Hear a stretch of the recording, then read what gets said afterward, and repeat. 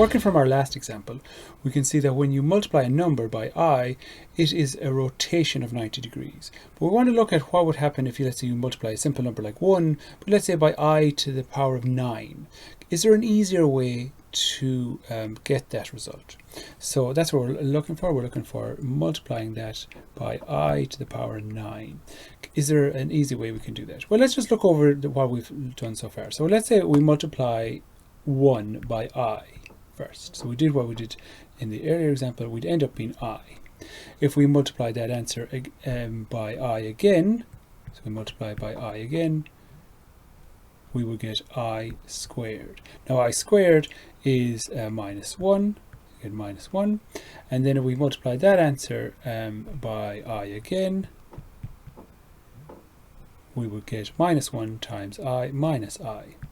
And then we multiply that answer again by I,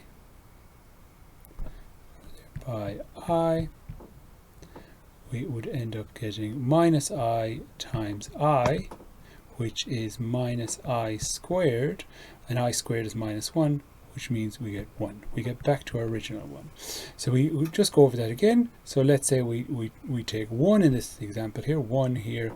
1 goes from 1 to I, and then to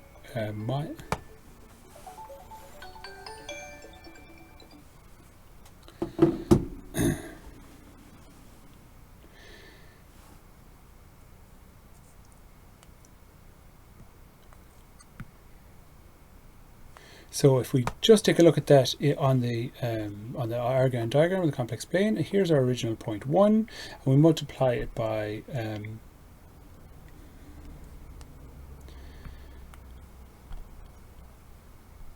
so let's just take a look at that on our complex plane, our Argand diagram. So here's our original point, which is 1, and we're going to multiply that by I. We get I, we multiply it by I squared, we get minus 1, we multiply it by I cubed, we get minus I, and then we get back to our original thing.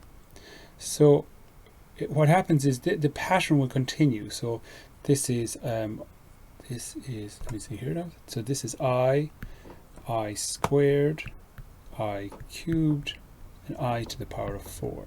So if we divide the indice by 4, then you'll know whatever the remainder is, it'll tell you where it is. So in this case, we can divide 9 here by 4, and that would mean it'll have gone through 2 rotations, 2 sets of these rotations, and then there'll be 1 left over, so it'll end up being I.